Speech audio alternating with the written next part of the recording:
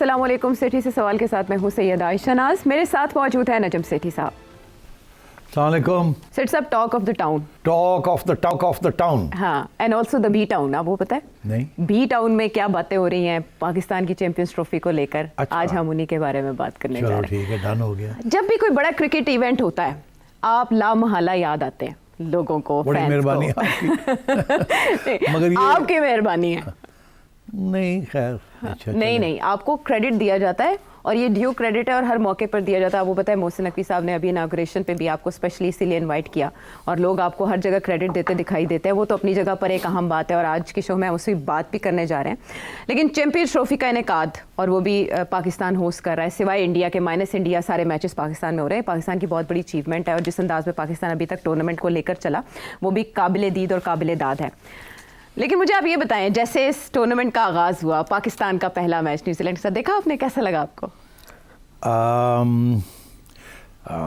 मोहसिन नकवी साहब ने सारे एक्स चेयरमैन पीसीबी को दावत दी थी। ये बड़ी अच्छी कदम उन्होंने उठाया जी। हम सब इकट्ठे बैठे।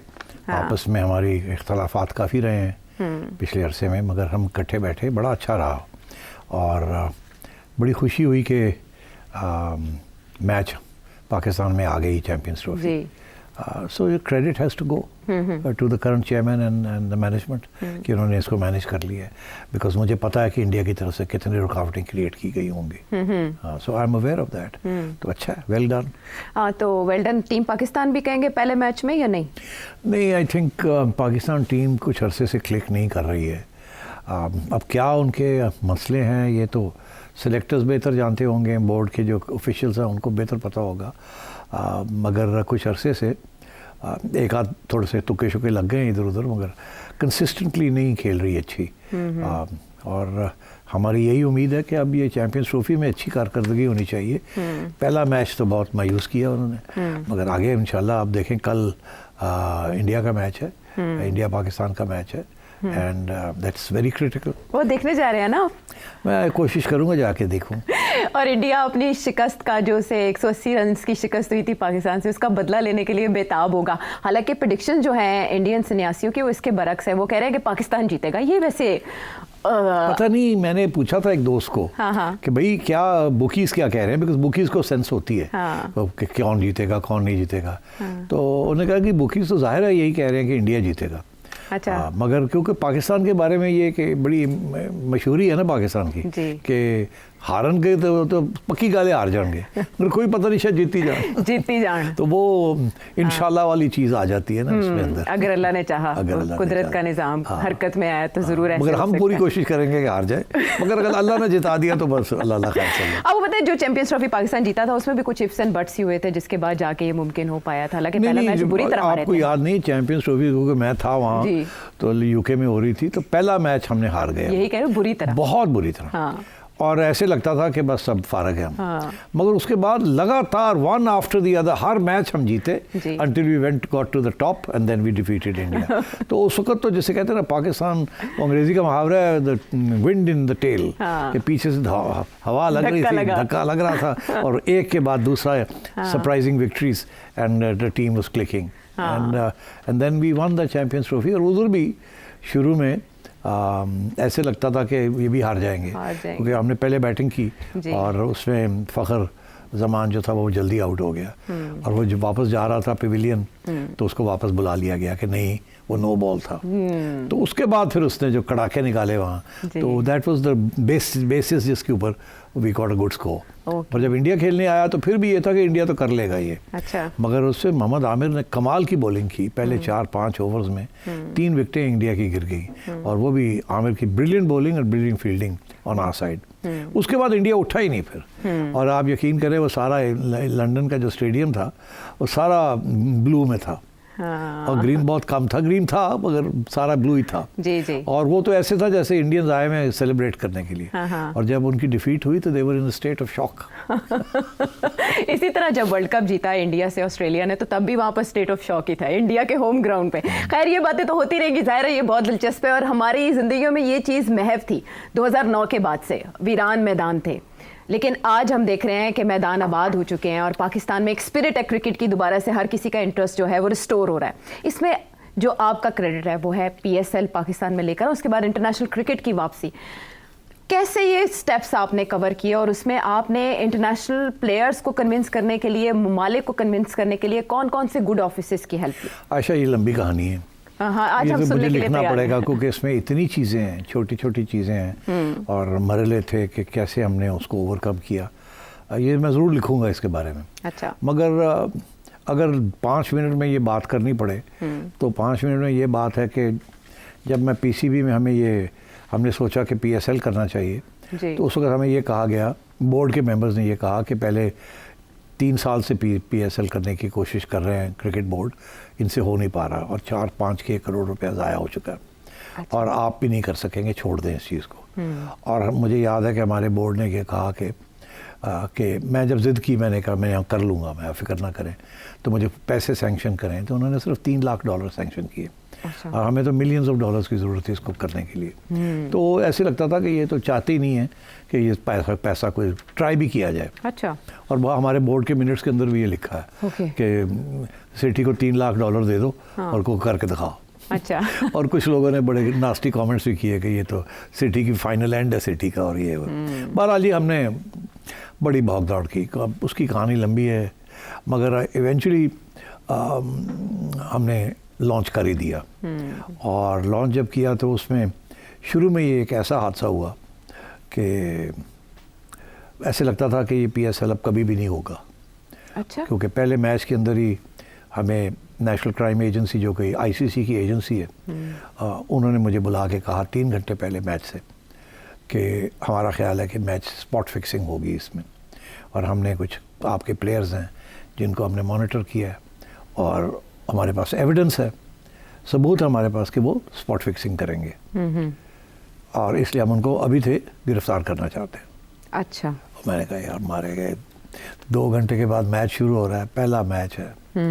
अगर यहाँ स्पॉट फिक्सिंग, मैच फिक्सिंग की बात आ गई तो सारी टूर्नामेंट उड़ जाएगी। क्योंकि पहले ही वो जो नए सेयर्स थे, जो लोग कहते थे नहीं हो सकता, वो यही कहते थे जी मैच फिक्सिंग हो जाएगी, ये हो जाएगा, वो हो जाएगा, आपके पास तो सिक्योरिटी नहीं है, ये नहीं है। हमने बड़ी कोशिश की थी कि तकड़ी सिक्योरिटी की जाए। बहरहाल जी फिर वो उस मसले को हमने हल किया, और वो जो 2 प्लेयर्स थे जिन्होंने ये कोई मंसूबा बनाया हुआ था स्पॉट फिक्सिंग का, उनको फिर घर भेज दिया और उनको किसी और मैच में खेलने नहीं दिया, और एंड सो ऑन। तो अब वो फिर कहानी है, वो फिर लिखूंगा, लेकिन खबर को हाईलाइट होने से रोका गया। बहुत ख़तरनाक एक मोड़ था। उसका अगला ख़तरनाक मोड़ ये था कि पाकिस्तान लाना था, कोई भी तैयार नहीं था, सब डरते थे कि टेररिज्म हो जाएगी और अगर हो गई तो फिर कभी नहीं क्रिकेट वापस, अगर अभी थोड़ी बहुत गुंजाइश है तो फिर बिल्कुल ही नहीं आएगी जी। तो उस सिलसिले में मैंने प्राइम मिनिस्टर साहब से भी बात की। उन्होंने कहा कि तुम चीफ मिनिस्टर से बात करो। नवाज शरीफ साहब से मैंने बात की कि जी इजाज़त दें, तो मैंने कहा जी बड़े ख़तरे तो बड़े हैं, तो अगर कुछ हो गया तो फिर क्या होगा, तो आप चीफ मिनिस्टर से बात करें। शहबाज साहब से बात की, उनका भी यही खर्चा था। मैंने बड़ा समझाने की कोशिश की कि नहीं ये रिस्क लेनी पड़ेगी हमें, नहीं तो क्रिकेट कभी भी वापस नहीं आएगी। तो वो भी घबरा रहे थे। तो फिर मैंने अप्रोच किया जनरल बाजवा को। अच्छा। तो वो भी बड़े क्रिकेट के हाँ फैन हैं जी। तो उनको फिर मैंने अप्रोच किया और उनसे ये रिक्वेस्ट की कि आप कहें कि हम सिक्योरिटी प्रोवाइड करेंगे, तो शायद प्राइम मिनिस्टर साहब थोड़े से नरम हो जाए। तो मुझे याद है मियाँ साहब टर्की में थे, जनरल बाजवा का बयान आया कि हम फुल सपोर्ट करते हैं और सिक्योरिटी के जिम्मेदारी लेते हैं और PSL को आना चाहिए। अच्छा। तो मैंने वो कटिंग करके जल्दी से मियाँ साहब को टर्की में भेजी कि अब तो इजाज़त दे दें। तो फिर उनकी तरफ से ग्रीन लाइट हो गई। उन्होंने कहा अच्छा तो अगर वो कह देने तो फिर ठीक है कर लो, मगर देख लो सेठी साहब। तो फिर चीफ मिनिस्टर भी चुप हो गए। अच्छा फिर अगर प्राइम मिनिस्टर कह रहे हैं तो सेठी साहब देख लो तुसी। यकीन करें हमें शहबाज साहब ने 4-5 दिन रह गए थे, हमें टिकट बेचने की इजाज़त नहीं थी। अभी ठहर जाए, अभी ठहर जाए, अभी ठहर जाए, हम कॉशियस, हम चेक कर रहे हैं टेररिज्म, हमारे पास ये खबरें आ रही हैं, ये हो रहा है। स्टेक पे था ना सब कुछ, आपने बहुत रिस्की माहौल में ये काम उस वक्त फिर जो सबसे बड़ा जो धक्का लगा, अच्छा इन लोगों को तो मना लिया मैंने फाइनली, मगर जो सबसे बड़ा धक्का लगा और मुझे अफसोस है ये कहने का कि उस वक्त हम चाह रहे थे कि पहला एक मैच यहाँ हो जाए ना, और जो फाइनल है हम चाह रहे थे फाइनल सेकंड PSL का फाइनल यहाँ हो। तो वो अनफॉर्चुनेटली इमरान खान साहब ने एक बयान दे दिया कि यहाँ हालात नहीं है, कंडीशंस ठीक नहीं है। और साथ ये भी कह दिया कि तो अगर कोई आया भी तो रेलू कट्टे आएंगे। ये दो बड़े उनके फेमस रिमार्क्स थे। तो मुझे, मैं लाहौर आ चुका था, यहाँ तैयारी कर रहा था, तो मुझे फ़ोन आ गया दुबई से एक फ्रेंचाइज का जिनका यहाँ खेलना था, जिन्होंने कि हमारे प्लेयर्स बैकआउट कर गए हैं, फॉरेन प्लेयर्स, इमरान खान के बयान के ऊपर वो पीछे हट गए। तो मैंने फिर उनका एक ब्रिटिश प्लेयर था, उसका ट्वीट भी आ गया, पीटरसन, उसका आया कि जी मेरी बीवी ने इमरान का बयान पढ़ा है और उसने मुझे कहा कि तुम नहीं खेलोगे तो वापस आ जाओ। अच्छा। तो फिर हमने कहा अच्छा, तो फिर मैं भागा वहाँ दुबई, भागा वहाँ जाके, और वो जो फाइनल टीमें थी, पहले हमने कहा था 3 मैचेस यहाँ होंगे, फिर हमने कहा एक ही करते हैं, क्योंकि बाकी तो पुल आउट कर गए। वो जो आखिरी 2 टीम्स थी उनको फिर जाके मैंने मनाया, कैसे मनाया और क्या हुआ तो एक और कहानी है। अच्छा। बहरहाल जी वो आ गए, कुछ लोग आए, कुछ नहीं आए, कुछ हमने रिप्लेस कर लिए और हमने PSL फाइनल यहाँ करा दिया, जिसकी फिर बेसिस ये हुआ कि उसके बाद फिर हल्का सा खिड़की खुल गई।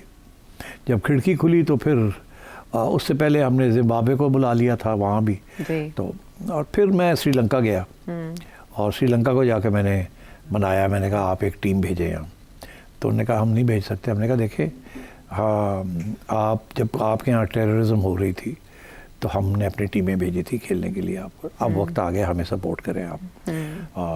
तो उनको मना लिया, उन्होंने कहा अच्छा ठीक है, एक मैच के लिए हम भेज देते हैं जी। तो फिर श्रीलंका की टीम एक मैच के लिए आई और वो खेली और ठीक रहा। उसके बाद ICCs को हमने कहा आप एक इंटरनेशनल टीम भिजवाएं। अच्छा। क्योंकि और कोई आने के लिए तैयार नहीं था, इंटरनेशनल टीम भेजें। उसमें फिर ICC के अंदर जाइल्स क्लार्क साहब, जो कि इंग्लैंड एंड वेल्स के क्रिकेट बोर्ड के चेयरमैन, उन्होंने हमारा साथ दिया।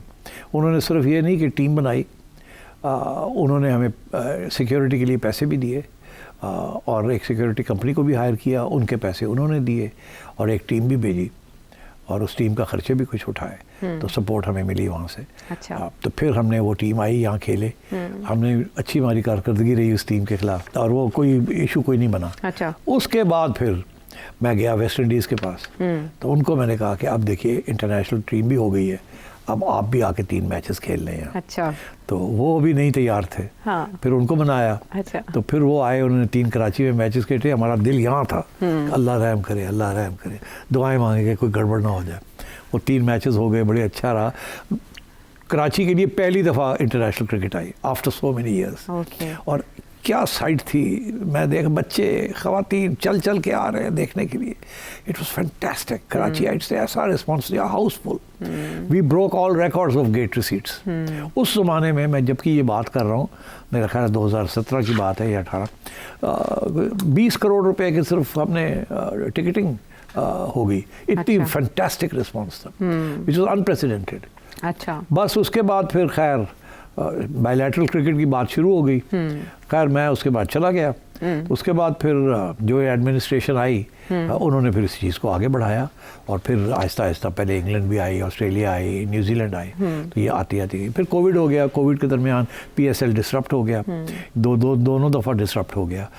हमारी सिक्योरिटी अरेंजमेंट्स ठीक नहीं थे, जो इंतज़ाम किया था टू स्टॉप कि लोग इन्फेक्ट ना करें एक दूसरे को, बायो बबल। हाँ, बायो बबल ख़राब हो गई। वो यहाँ इंतज़ामिया ठीक नहीं था, जिसकी वजह से दोनों मैचेस 2 साल शिफ्ट करने पड़े टू दुबई और अबैंडन करने पड़े। वो जो था ना, और वो मोमेंटम टूट गया PSL का। बहरहाल फिर वो इंतज़ामिया तब्दील हो गई और रमीज़ राजा साहब आ गए। पहले एहसान मानी साहब थे, फिर रमीज़ राजा साहब आ गए।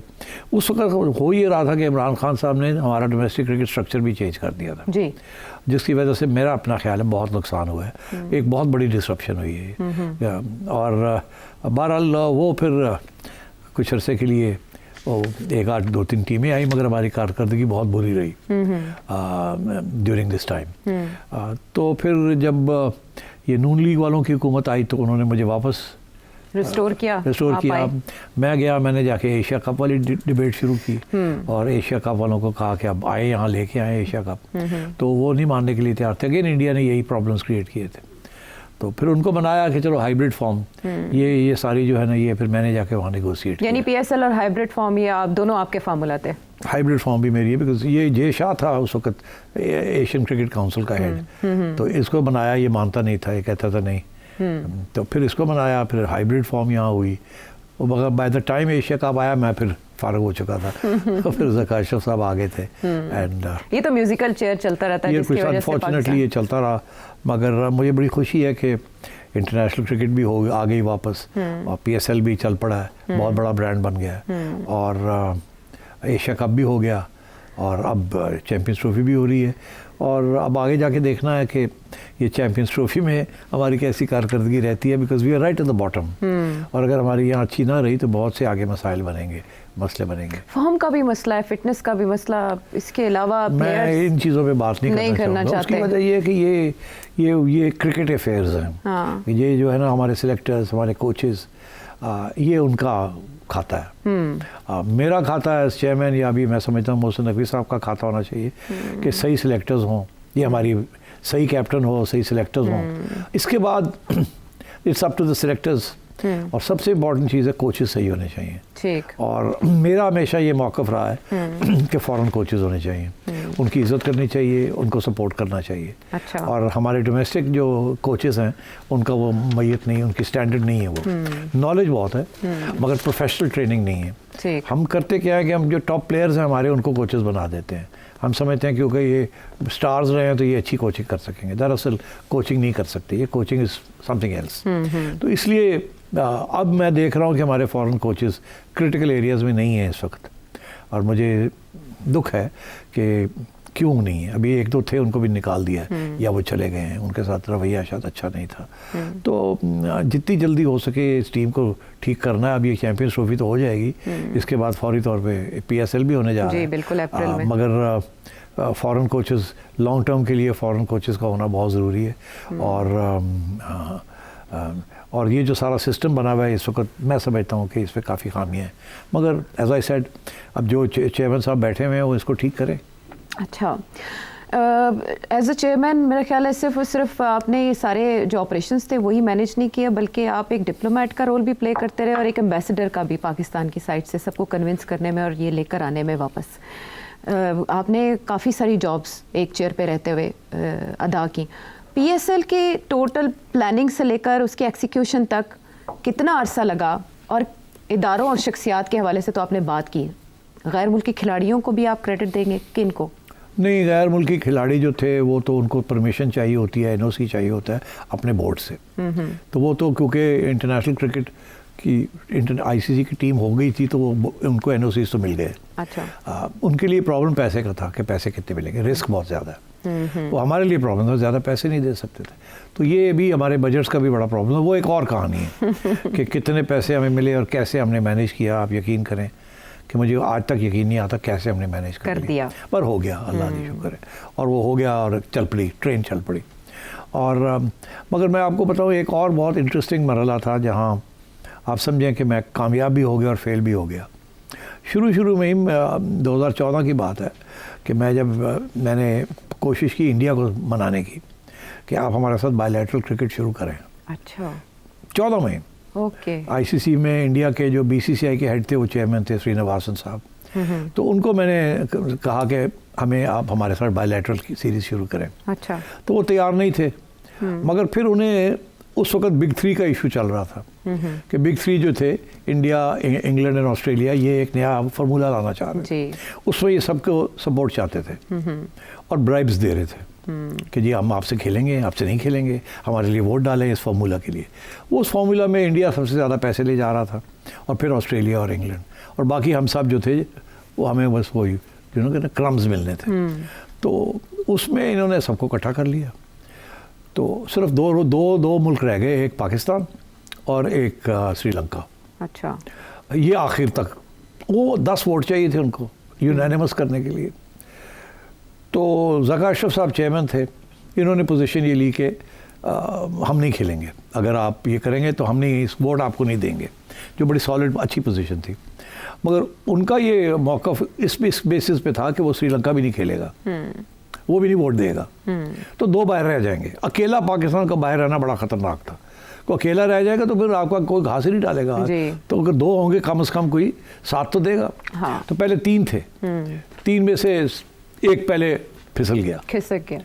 फिर उसके बाद 2 रह गए, तो जब ये 2 रह गए तो एक और फिसल गया, अब रह गया सिर्फ पाकिस्तान। जब ये हुआ तो उसी वक्त ज़का अशरफ साहब तब्दील हो गए और मैं आ गया। अच्छा। अब मैं जब आया हूँ तो सिर्फ पाकिस्तान बाहर खड़ा था। अब क्या करें, अब बाहर रहते हैं तो बिल्कुल ही आइसोलेट हो जाएंगे, हाँ। और अगर अंदर जाते हैं तो फिर कुछ लेके जाएं। तो इस बेसिस के ऊपर मैंने वहाँ नेगोशिएशन की विद द इंडियंस बेसिकली, कि अगर आपको हमारा वोट चाहिए तो फिर आपको हमारे साथ बायलैटरल क्रिकेट शुरू करें। वो बड़े डेस्परेट थे कि 10 के 10 हों, बिकॉज बाहर भी एक माहौल ऐसा बन रहा था कि ये शायद अच्छी चीज़ नहीं होने जा रही, और हमारा भी ये ख्याल था कि ये ज़्यादा देर चलेगी नहीं। तो मैंने वहाँ ये फिर कह दिया कि मैं नहीं वोट डालूंगा आपके लिए, आप पहले मेरे साथ मुआहदा करेंगे, आप भी खेलेंगे हमारे साथ बायलैटरल। तो वो एक बायलैटरल एग्रीमेंट साइन हुई जिसमें इंडिया ने हमारे साथ 2015 में पूरी सीरीज़ खेलनी थी दुबई में। वो बहुत बड़ी अचीवमेंट थी, अगर वो हो जाती तो हमें ठीक ठाक पैसे हमारे बन जाने थे, और इंटरनेशनल क्रिकेट भी वापस आ जाने, और इंडिया पाकिस्तान के मैचेस शुरू हो जाते। मगर हुआ ये कि इंडिया के अंदर गवर्नमेंट तब्दील हो गई, बीजेपी की गवर्नमेंट आ गई, उन्होंने आगे रोक दिया और बीसीसीआई भाग गई। बीसीसीआई ने कहा जी वो कॉन्ट्रैक्ट तो था मगर हमें गवर्नमेंट नहीं खेलने दे रही। तो वो फिर हमने बड़ी कोशिश की उनको समझाने की, वो नहीं माने वो। तो वो सीरीज ही बैठ गई, फिर नहीं हुई वो सीरीज। तो दैट वाज वन फेलियर, जैसे आप समझ सकते हैं। लेकिन उसे तो स्ट्रोक ऑफ बैड लक कह सकते हैं। हाँ, नहीं वो सब दैट्स व्हाट, ऐसे ही होता है। हाँ, तो अब क्या किया जाए, हमने तो पूरी कोशिश की थी। हाँ, लेकिन उसको फ्रूट क्यों नहीं लग सका, गवर्नमेंट चेंज हो गई। पाकिस्तान और इंडिया की क्रिकेट में सबसे ज़्यादा जो खराबी पैदा हुई या जो ब्लॉकेज है वो हुकूमतों के रवैये है। लेकिन सेठी साहब से गुफ्तगू में अभी बहुत कुछ जानना बाकी है, ब्रेक के बाद आके बात करते हैं।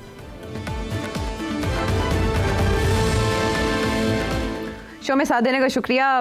क्रिकेट का माहौल है और क्रिकेट से रिलेटेड क्वेश्चंस के लिए आज सेठी साहब हमारी क्रीज पर हैं। को फंसा लिया लेकिन आप छक्के चौके लगा रहे हैं, मोहतात बैटिंग कर रहे हैं। मैंने कोई छक्के चौके नहीं लगाए। अच्छा, ये बना लेगा मीडिया, आप ना लगाएं, आप मोहतात ही खेलें। अच्छा, अब ये यहाँ पर ये सवाल हमेशा किया जाता है कि उधर आईपीएल है और हमारे यहाँ पीएसएल है, वो भी अल्लाह अल्लाह करके शुरू हुई और किस तरह से आगे बढ़ी वो हमें आपने सफ़र बताया। लेकिन आपके लिए ये कितना बड़ा चैलेंज था कि उधर $multi-billion एक प्रोजेक्ट आईपीएल का चल रहा है और खिलाड़ी उधर जा रहे हैं और चकाचौंध है वहाँ की, और उसके मुकाबले में पीएसएल का स्टार्ट होना। ये बहुत बड़ी चैलेंज था। मैं आपको बताऊँ, हमें जब हमने अपने सारे होमवर्क किया तो हमारी एक कैलकुलेशन थी कि $15 मिलियन चाहिए। अच्छा। तो वो कैसे मिलेंगे, क्योंकि अगर अच्छे तरीके से करना है तो इतने पैसे चाहिए। तो हमने हाथ पैर मारे, तो हमें ये कहा गया, बताया गया कि ब्रॉडकास्टिंग की जो राइट्स है, टेलीविज़न राइट्स जो बेचनी होती हैं, वो उससे $14-15 मिलियन मिल जाएंगे। अच्छा। और तो उसके साथ काम चल जाएगा। तो हमने कहा ठीक है, बजट बना लिया हमने। जब ये वक्त आया बिडिंग का, तो उस वक्त अब मैं नाम नहीं लेता, मगर जो मेन बिडर्स थे वो आपस में मिल गए और उन्होंने कहा कि इन्होंने फंसाओ, इनके पास कोई चारा नहीं है और कहाँ जाएंगे ये। तो उन्होंने $1 ही $2 मिलियन की बिड की, एक कार्टेल बन गया। अच्छा। तो जब कार्टेल बन गया और तीसरी बिड कोई नहीं थी, तो हमने कहा ये $2 मिलियन में उसी की चंडी बनाई है दी। तो यकीन करें इतनी मायूसी हुई कि हमने कहा कि अब तो हो ही नहीं सकता फिर। और हमने सोचा कि हमारे साथ धोखा हो गया, हमारे साथ जैसे कहते हैं ना चाकू मारता है इन्होंने। और उसमें एक हमारा भी इदारा था लोकल और एक बाहर का इदारा था, उन्होंने हाथ मिला लिए और हमें बिडिंग नहीं करने। तो हम अब मायूस होकर बैठे हुए थे। तो फिर हमने सोचा अब क्या करें। तो हमने कहा कि यहाँ जो 1-2 टेलीविज़न चैनल्स हैं उनसे बात करते हैं कि आप आ जाएं, आप ख़रीद लें। अच्छा। तो उस सिलसिले में हमने एक लोकल चैनल जो है उनसे बात की। उन्होंने कहा हमारे पास लाइसेंस नहीं है स्पोर्ट्स का, आप हमें स्पोर्ट्स का लाइसेंस दिलवा दें गवर्नमेंट से, तो हम ख़रीद लेते हैं $14 मिलियन की आपसे। तो मैंने कहा हम कोशिश करते हैं, मैं अभी जाता हूँ प्राइम मिनिस्टर साहब के पास और ये करते हैं हम। तो अब मैं कर रहा था तो उनका आया कि जी साइन करें कॉन्ट्रैक्ट। तो हमने जाके साइन कर दिया कॉन्ट्रैक्ट, तो कंडीशनल के जी हम आपको ले देते हैं राइट्स। तो आप वो क्या हुआ, मैं अभी बातें ही कर रहा था राइट्स लेने की कि इनको दिलवा देते हैं राइट्स, वन ऑफ दे देते हैं, कुछ कर देते हैं। तो उन्होंने कहा नहीं जी हमने अपना होमवर्क किया, तो हम तो $14 मिलियन नहीं दे सकते, हम तो 12 ही दे सकते हैं। सर पकड़ के बैठ गए, साइन मेरे पास डॉक्यूमेंट अभी भी है वो। हमने कहा अब क्या करें, लड़ाई झगड़े तो करने नहीं है। जब लड़ाई झगड़े शुरू हो गए तो गया जी। बस आयशा वो हम 12 पे भी एग्री कर गए, मजबूरी थी। मजबूरी। उसके बाद वो आए और कहा $9 मिलियन। चलो, दूसरा कॉन्ट्रैक्ट जो है उन्होंने कैंसिल कर दिया, लिख के साइन करके। सर पकड़ के हम बैठे हुए हैं। एक स्टेज ऐसी आई कि उन्होंने कहा जी चलें डन करते हैं, अब हमें पैसे इकट्ठे कर दें। आप मैंने क्या मतलब पैसे इकट्ठे कर दें? उन्होंने कहा जी फलाने फलाने लोग हैं जिनके पास पैसा है, उनको कहें हमें लोन दे दें। अब सोचो तुम, वो एक और कहानी है जो कि जिसके डिटेल में यहाँ नहीं आपको बता सकता। फिर वो भी कोशिश की हमने, वो भी भाग गए, कमिट करके भाग गए। आखिरी स्टेज ऐसी आई कि कोई और चारा नहीं था, तो फिर हम उठ के कराची चले गए। हमने जाके वहाँ एडवर्टाइजिंग एजेंसियाँ जो हैं उनसे बराह रास्त बात की कि आप ख़रीद लें राइट सारे, अच्छा, और बाकी प्रोडक्शन हम खुद कर लेंगे। पहले तो सारा कुछ ही बाहर वाले करते थे जी। प्रोडक्शन भी हम कर लेंगे, ये भी हम कर लेंगे, वो भी हम कर लेंगे, आप सारी कमर्शियल राइट्स आप ले लें।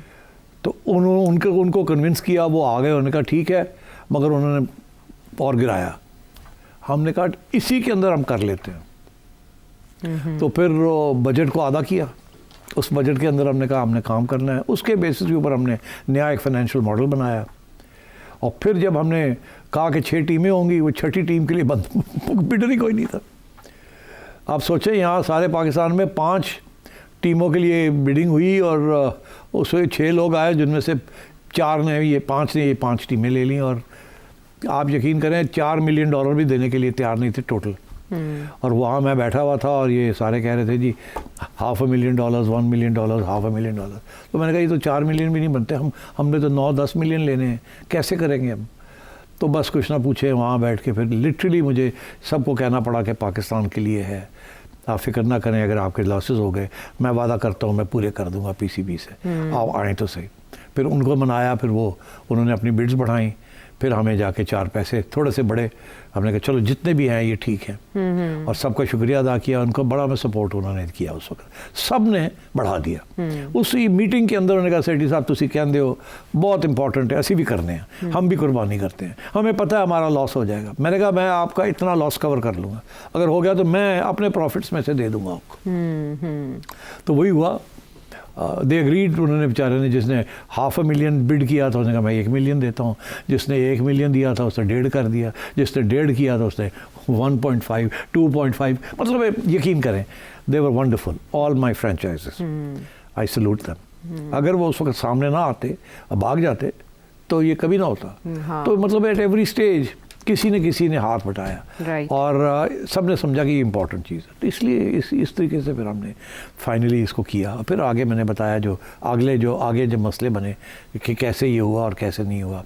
हमें तो ग्राउंड ही नहीं मिल रही थी दुबई की। अच्छा, वो किसी और को दे दी थी। अच्छा। और वहाँ फिर मैं कभी दोहा भागा, कभी मलेशिया भागा ग्राउंड लेने के लिए, और फिर जाके दुबई जाके बैठ के फाइनली धमकी देनी पड़ी कि अगर आप नहीं देंगे तो ICC को मैं अप्रोच करूँ। बहरहाल वो एक लंबी कहानी। फिर जाके हमें ग्राउंड्स मिली, फिर जाके मैचेस शुरू हुए। फिर वो हादसा हो गया जिसका मैंने अभी जिक्र किया कि एक मैच स्पॉट फिक्सिंग वाला। कुछ ना पूछे क्या क्या हुआ और कैसे हम लेके आए इसको। तो किसी मरहले पे ये तो आपने वो बात की जो इंटरनल इश्यूज थे ऑर्गेनाइज करने के सिलसिले में, लेकिन कॉपरेट किया जिन लोगों ने, उनको भी क्रेडिट जाता है आज PSL का। बिल्कुल जाता और आपने ड्यू क्रेडिट दिया उनको। बिल्कुल जाता है जी। बहुत से लोगों ने मिलके हाथ बटाया, सब ने मिलके PSL बनाया। मेरी सिर्फ इतनी कारकर्दगी थी कि मैंने गिव अप नहीं किया, मैं करता गया, करना लगे रहे, डिटरमिन्ड रहे, लगा रहा। हाँ। और आहिस्ता आहिस्ता अल्लाह ताला ने रास्ते खोलने शुरू किए। और मैं हमेशा कहता हूँ कि PSL ने खिड़की खोली थी जी, और अब दरवाजे खुल गए। तो वो खिड़की खोली थी जिसके साथ इंटरनेशनल क्रिकेट वापस आ गई। क्रिकेटर्स आए पहले जी, फिर ICC ने सपोर्ट किया, फिर श्रीलंका का सपोर्ट बहुत इंपॉर्टेंट था। अगर वो ना आते तो शायद उन्होंने एक टीम भेज दी। जब मैंने उनसे याद दिलाया कि देखिए हम जब आपके यहाँ दहशतगर्दी थी, तो खैर उसके बाद फिर आहिस्ता आहिस्ता सब कुछ खुलना शुरू हो गया। और then PSL came to Pakistan. Unfortunately मैं तो यहाँ था नहीं जब कोविड हुआ, तो I was not on the board, मगर उस पर काफ़ी डिरेलमेंट हुई। मगर अभी भी PSL is alive and kicking. इस साल थोड़ा सा मसला है कि ये चैंपियंस ट्रॉफी आ गई है, और जो PSL का टाइम था वो अब चैंपियंस ट्रॉफी में उस टाइम पे है। तो अब PSL को पुश कर दिया। PSL अप्रैल में होगी, उस वक्त जहाँ जब कि IPL हो रही होगी। ये भी अनहर्ड ऑफ है कि IPL के दौरान कोई दुनिया में कहीं क्रिकेट नहीं होती, क्योंकि IPL कहता है और कहीं नहीं क्रिकेट होगी, सारे क्रिकेट प्लेयर्स हमारे लिए अवेलेबल होंगे। मगर आपको खुशखबरी ये है कि आईपीएल में भी जा रहे हैं और अच्छे क्रिकेटर्स यहाँ भी आ रहे हैं, और मैं दाद देता हूँ पीसीबी को कि उन्होंने इसको मैनेज कर लिया। तो किसी मरहले पे इंडिया ने पीएसएल को डिस्क्रेडिट करने की कोशिश की? नहीं, डिस्क्रेडिट करने की कोशिश नहीं की, टू बी ऑनेस्ट। अलबत्ता ये सपोर्ट नहीं किया, जाहिर है। वो उनका आईपीएल इतना बड़ा है, हमने बड़ी उनको समझाने की कोशिश की थी कि पाकिस्तानी प्लेयर्स को भी इजाज़त होनी चाहिए खेलने में आईपीएल के अंदर, और इंडियन प्लेयर्स को भी इजाज़त दें टू प्ले इन पीएसएल। उन्होंने इजाज़त नहीं दी। अच्छा। ना पाकिस्तानी प्लेयर्स लेते हैं ना अपने प्लेयर्स देते हैं। सो कोई सपोर्ट नहीं है फ्रॉम में। बट कोई एक्टिवली डिस्करेज किया या एक्टिवली कोई कैंपेन की पीएसएल के खिलाफ, नहीं, मुझे नहीं, कोई ऐसी चीज़ नहीं हुई। तो ये जो अभी रिसेंट मैच में हुआ कि लोगों में पाकिस्तान का नाम नहीं चलाया गया, ये इंटेंशनल है या अनइंटेंशनल? मैं आपको क्या बताऊँ, ये चीज़ें करते हैं। देखिए अब कोई कौन करता है, कैसे होता है। अब आईसीसी इस वक्त जय शाह साहब के पास है, तो आप सब जगह India is now running the ICC. अच्छा। और ये जो दुबई में किया है, छोटी सी हरकत है कि आप पाकिस्तान का नाम निकाल दिया है और कहते हैं जी गलती हो गई। ये गलती शलती कोई नहीं होती, ये किया जाता है। ये this is small mindedness unfortunately.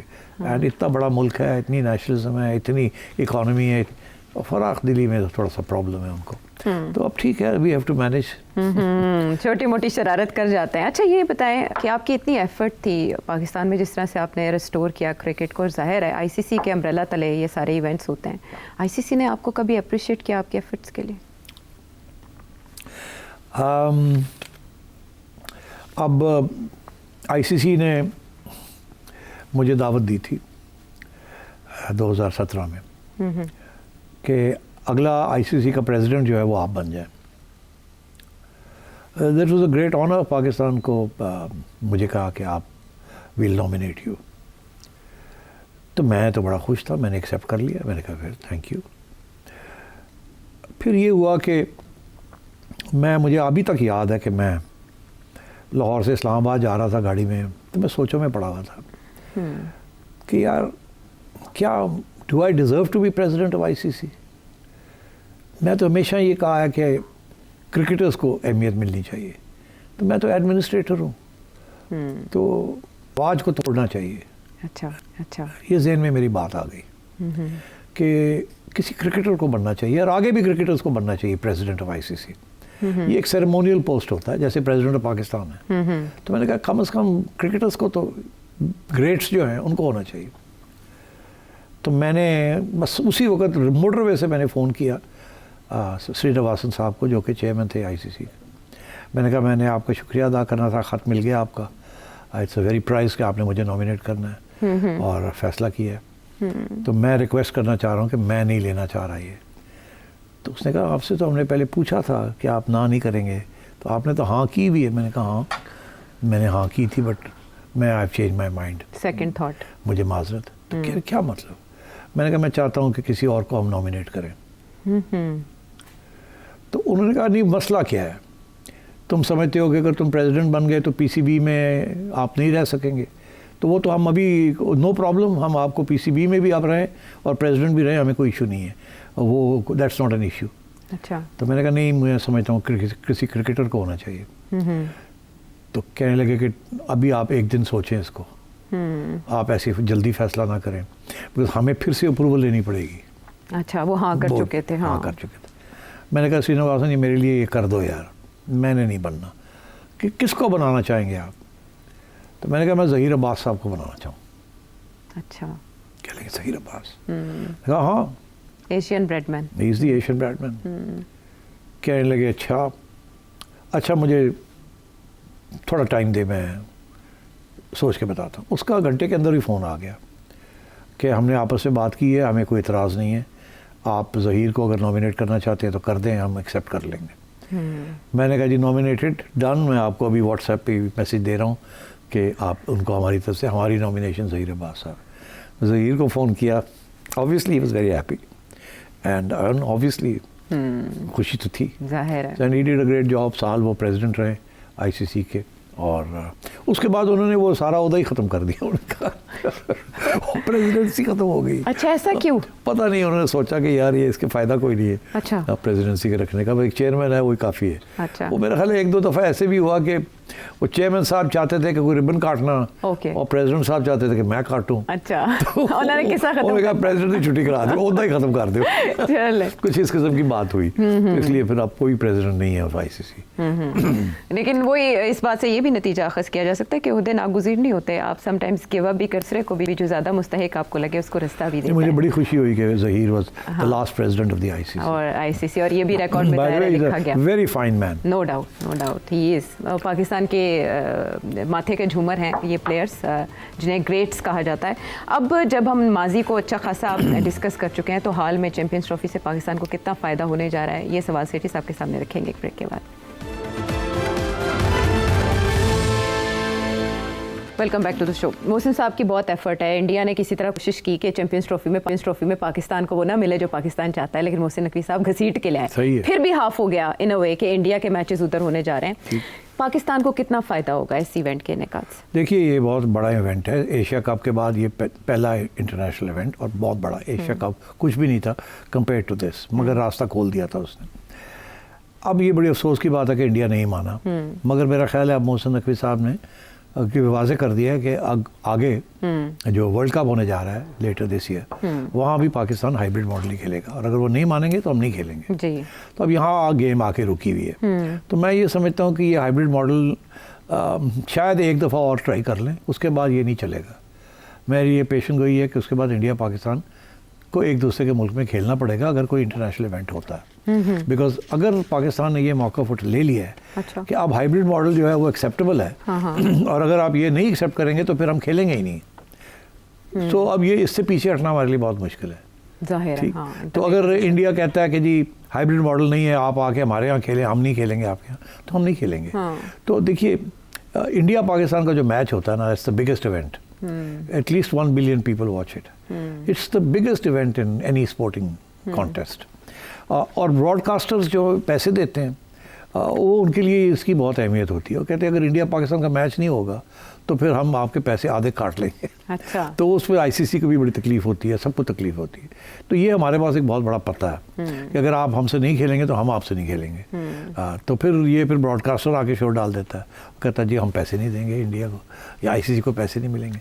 So I think we have a good position now. India जो है वो अब हाइब्रिड मॉडल करना पड़ेगा या फिर अग्री करना पड़ेगा दोनों खेलने में। सर प्रॉब्लम ये है कि इंडिया के जो ट्रैक रिकॉर्ड है वो अच्छा नहीं है। इंडिया ने हमारे साथ बड़े वादे किए थे। हमने मुशर्रफ के ज़माने में भी हमने इंडिया में जाके सीरीज़ खेली, और उन्होंने वादा किया था कि वो वापस आके खेलेंगे, वो वादा नहीं निभाया। इसी तरीके से मेरे साथ 2014 में वादा किया और फिर 2015 में भाग गए, कहने लगे नहीं खेलेंगे। ठीक, तो इसलिए ट्रस्ट का डिफिसिट है। वो हमें नहीं ट्रस्ट करते, हम उनको नहीं करते। मगर हमारी तरफ से कभी हमने बिट्रे नहीं किया, उनकी तरफ से कोई ना कोई एक्सक्यूज़ आ जाता है। मगर अब इसके बाद मुश्किल हो जाएगा, क्योंकि ये तो आईसीसी के रिकॉर्ड में आ गई बात कि आगे भी जाके हाइब्रिड ही होगा, नहीं तो हम नहीं खेलेंगे। तो मेरा ख्याल है कि वर्ल्ड कप वगैरह जो होने जा रहे हैं उसमें इंडिया हाइब्रिड मॉडल करना पड़ता। ये मुमकिन है कि इंडिया फिर ये गेम खेले कि हम खेल लें अब और हम आगे जाके आपसे खेलेंगे। अच्छा। मेरा ख्याल है कि ये बहुत मसले हैं इसमें, और इसमें अगर ऐसी कोई बात होती है तो पीसीबी जो है उसको बड़ी अलर्ट रहना पड़ेगा, क्योंकि ये गेम खेलेंगे वो, मैं आपको लिख के दे देता हूँ। वो ये कहेंगे जी आप खेल लें इंडिया के अंदर, हम वादा करते हैं आपसे कि आपके साथ अगले मैच, इंटरनेशनल मैच जो होगा वो हम पाकिस्तान में खेलेंगे आपके साथ, मगर उसकी कोई गारंटी नहीं होगी। और क्योंकि आईसीसी इस वक्त इंडिया के हाथ में है, तो बड़ी ख्याल रखना पड़ेगा कि अगर ऐसी बात माननी भी पड़े तो क्या किस किस्म का कॉन्ट्रैक्ट बनाना है ताकि वो इंटरनेशनली तो उसको प्रोटेक्ट किया जा सके। अच्छा। बिकॉज ये जो है ना कि गवर्नमेंट ने इजाज़त नहीं दी, ये ख़त्म होनी पड़ेगी बात कि गवर्नमेंट ने इजाज़त नहीं दी। ये प्राइवेट सेक्टर के दरमियान है ये, और गवर्नमेंट ने इजाज़त नहीं दी, इट डजंट मेक सेंस। तो इसलिए वो, और सिक्योरिटी का आर्ग्यूमेंट जो है वो भी नहीं चलता। अगर इंडिया के अंदर सिक्योरिटी का प्रॉब्लम नहीं है तो पाकिस्तान में भी सिक्योरिटी का प्रॉब्लम नहीं है।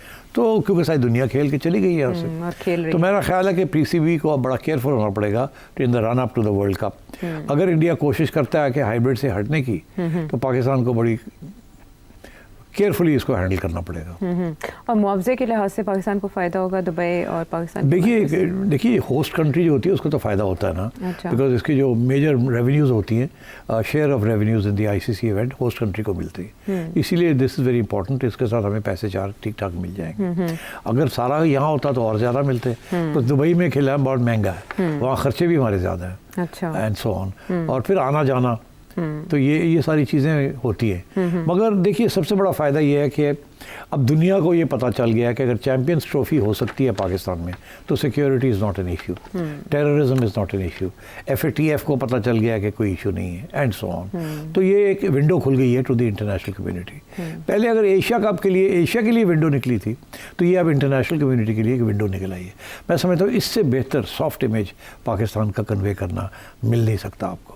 इसलिए मेरी ये दुआ है कि किसी हादसे के बगैर ये जो इवेंट है ये हो जाए, और सारी दुनिया देख ले कि कितना पैशन है क्रिकेट के लिए पाकिस्तान में, कितनी अच्छी सिक्योरिटी है, सारे स्टेक होल्डर्स एक सफ़े पे हैं, और खुशी के साथ सारे मैचेस हुए, कोई मेजर कंट्रोवर्सीज नहीं हुई, और सब कुछ अच्छा हो गया। सब कुछ अच्छा हो गया। और इस तरह के इवेंट्स का ऐसे इनेकाद क्या नरेंद्र मोदी जी को किसी स्टेज पे कन्विंस कर सकता है कि वो क्रिकेट डिप्लोमेसी की तरफ आ जाएं? और मैं आपको एक कहानी सुनाऊं, क्रिकेट डिप्लोमेसी की आप बात कर रहे हैं। अभी हाल ही में जब ये सारी गुफ्तगू चल रही थी कि इंडिया आएगा नहीं आएगा, इंडिया खेलेगा नहीं खेलेगा, PCB इंडिया को मना लेगा नहीं मनाएगा, तो कुछ लोग आउटसाइड गवर्नमेंट, कुछ इंडियंस और कुछ पाकिस्तानीज, उन्होंने सोचा कि किसी तरीके से नरेंद्र मोदी को कन्विंस किया जाए कि टीम को आने दें। अच्छा, अभी मैं आपको अंदर की ब्रेकिंग न्यूज़ दे रहा हूँ। अच्छा, उन्होंने मुझे कंसल्ट किया, उन्होंने कहा जी कैसे हो सकता है। तो उसमें ये एक सोच आई कि मियां नवाज शरीफ साहब को कन्विंस किया जाए कि वो नरेंद्र मोदी को कन्विंस करें। अच्छा अच्छा, कि आप खेलें आके। ओके ओके, क्योंकि है ना दोस्ती। हाँ, वो नारा याद आ जाता है मुझे जो ओपोनेंट्स लगाते हैं। तो कुछ लोगों ने कहा जी सेठी साहब तुसी जाके मियां साहब को कन्विंस करो। अच्छा, मैं कहा यार मेरा काम नहीं है, तो PCB आके करे उन्होंने कन्विंस, और उनकी तो अपनी गवर्नमेंट है, तो मियां साहब तो कोई ऐसा काम नहीं करेंगे without the approval of the government, और गवर्नमेंट से आपको पता ही है किसकी अप्रूवल की जरूरत है जी। अब नाम लेने की जरूरत नहीं है, तो ये मियां साहब के हाथ में नहीं है, वो तो चाहेंगे कि हो जी, मुझे पूछने की भी जरूरत नहीं है, मगर क्या वो उठ के जाएंगे नरेंद्र मोदी को कहने के लिए? मैं वो नहीं करेंगे। वो पहले पूछेंगे शहबाज शरीफ साहब को कि ये तुम समझते हो ये अच्छी बात है कि नहीं, वो कहेगा मैं पूछ के दसना। गल मुक गई तो उत्थे गल मुक जानी है। तो इस तो बेहतर है कि तुसी शुरू ही ना करो, हाँ। नहीं तो ना होगी तो फिर मुंह कितने दिखाओगे। तो वही हुआ तो कि जब ये बात घूम फिर के किसी तरीके से मियां साहब तक पहुंची, तो मेरी चिड़िया की ये खबर है, उन्होंने कहा कि ये मेरे बस की गल नहीं, जितने गल ही होते आप पे करो जाके। इसलिए फिर ये बात आगे नहीं बढ़ी। अच्छा, एक तो आपका जवाब में मैंने आपको ये बता दिया। अच्छा, दूसरी बात मैं आपको बताऊं कि जब ये मामला था इन 2015 में खेलने का, अच्छा, तो उस वक्त मियां साहब प्राइम मिनिस्टर थे। हाँ हाँ, बिल्कुल। और उस वक्त की जो फॉरेन मिनिस्टर थी वो यहाँ आई थी 2 दिन के लिए जी, एक साक कॉन्फ्रेंस जी। तो मैंने एक पैगाम भेजा मियां साहब को, मैं PCB में था, मेरे लिए बहुत अहम था ये कि इंडिया खेले हमारे। तो मैंने मियां साहब को एक पैगाम भेजा, उनको शायद याद भी नहीं होगा अब। तो मैंने कहा कि वो सुषमा को मिलोगे तो ज़रा करना के प्राइम मिनिस्टर को खेडन देवे टीम ने, अच्छा, जो हमने मुआहदा किया। अब मुझे नहीं पता क्या हुआ क्या नहीं हुआ, मगर बाद में मुझे ये पता चला कि सुषमा आई तो थोड़ी देर के लिए सैलो आई हुई, मगर मियां साहब ने बात नहीं की। अच्छा अच्छा, उन्होंने नहीं रिक्वेस्ट की। ओके, तो वो नहीं हुआ कुछ भी। मैंने बाद में कि एक दिन पूछा मियां साहब से, मैं क्या वो आई सी तो मैं पैगाम भेजा सी थे, तुसी गल की थी कि नहीं? पहले तो उनको याद नहीं था कि पता नहीं पैगाम मिलिया सी कि नहीं सी मिलिया। फिर वो कह लगे नहीं अगर मिलिया भी सी तो मेरा ख्याल है मैं मुनासिब नहीं समझा, वो मौका नहीं सी अच्छा अच्छा इस किस्म की बात करने का। ओके, मौका कुछ और था तो, और बड़ी ब्रीफ मीटिंग थी, तो उसमें मैंने सोचा। तो मतलब है कि ब्रेक थ्रूज के लिए मौके होते हैं। हाँ, मेरी भी एक वक्त इंडियन फॉरेन मिनिस्टर से बात हुई थी दिल्ली में जी। मैंने उनको भी मनाने की कोशिश की थी, उन्होंने वादा किया था कि वो नरेंद्र मोदी को मनाएंगे, मगर वो नहीं मना सके, तो फिर ये नहीं हुआ। तो ये कोशिशें जारी रहती हैं। अच्छा, ठीक है, यानी एफर्ट्स होती रही हर सतह पे, लेकिन अभी तक कोई ऐसा ब्रेक थ्रू हो नहीं सका। अच्छा, क्लोजिंग का कहा जा रहा है, लेकिन मुझे आपके टेक 2 मामलात पे चाहिए। हाँ। एक तो ये कि पाकिस्तान, आप जो मुस्कुरा रही है, शरारत आ रही है शरारत। अच्छा, गॉड फॉरबिड अगर अच्छी कारकर्दगी पाकिस्तान नहीं दिखा सकता तो क्या होगा? वैसे तो हम देखिए, मायूसी तो बहुत होगी। पहला मैच हम हार गए हैं और बड़ी डिसाइसिवली हारे हैं, मतलब 100 रन से। तो अब आगे अगला मैच हम हार जाते हैं इंडिया से, ऑल्दो तवक्को तो यही है कि जो प्रेडिक्शंस हो रही हैं वो यही हैं कि इंडिया जीतेगा, बड़ी स्ट्रॉन्ग टीम है। हाँ, मगर हमारे बारे में ये लोग कहते हैं ना कि हम बड़ी खतरनाक टीम है। हाँ। हम कमज़ोर से कमज़ोर टीम से हार जाते हैं और मजबूत से मजबूत चीज़ से जीत जाते हैं। जो साढ़े ना अल्लाह हो है, ठीक है जी, तो फिर ऐसी तैसी करते हैं। तो ये मुझे याद आया कि 1965 की जंग हो रही थी, तो हम रेडियो सुनते थे उस वक्त। तो उस वक्त हमें ये कहा गया कि जी वो रावी के ऊपर इंडियंस ने बॉम्बिंग करने की कोशिश की, ब्रिज को तोड़ने के लिए, है।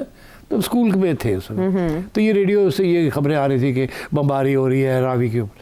तो फिर ये अफवाहें शुरू हो गई कि इंडियंस जो है उनके जहाज आके बम फेंकते, तो कोई कैच कर लेता, वो कोई बड़ी दाढ़ी वाले कोई आके तो उसको अपने झोली में ले जाते हैं, बम को कोई और जगह। तो अगर उस किस्म की कोई चीज़ हो गई तो अल्लाह फिर शायद कुछ हो ही जाए। कभी बारिश आ जाती है पाकिस्तान को जितवाने के लिए। मेरा ख्याल है कि मैं बैट्स तो नहीं लगाता, अच्छा, मगर अगर अच्छे ऑड्स मिल रहे हों तो लगा देनी चाहिए पाकिस्तान की जीत के ऊपर। पाकिस्तान की जीत के ऊपर जरा 100 पाउंड हार जाओगे, नहीं तो 1000 पाउंड जीत जाओगे, तो लगा दो ऐसी तैसी और बह जाओ थे। अल्लाह मियाँ इज्जत रख ले साड़ी। दुआओं के अलावा दवा पे भी इन्हिसार करना पड़ेगा, परफॉर्म करना पड़ेगा। अब इमामुल हक साहब जो हैं वो रिप्लेस करने जा रहे हैं फ़खर ज़मान को। ये भी देखना होगा कि टीम में उनकी जगह कैसे बन पाती है। ऑर्डर है उसको चेंज करने के हवाले से बहुत स्पेकुलेट किया जा रहा है इस मैच के बाद जो न्यूजीलैंड के अगेंस्ट हुआ, लेकिन इंडिया के साथ मैच यकीनन अहमियत का हामिल है और इसमें दवा से ज़्यादा दुआ या दुआ से ज़्यादा दवा क्या काम आता है ये देखा जाएगा। अगले प्रोग्राम तक के लिए हमें इजाज़त दें। Thank you.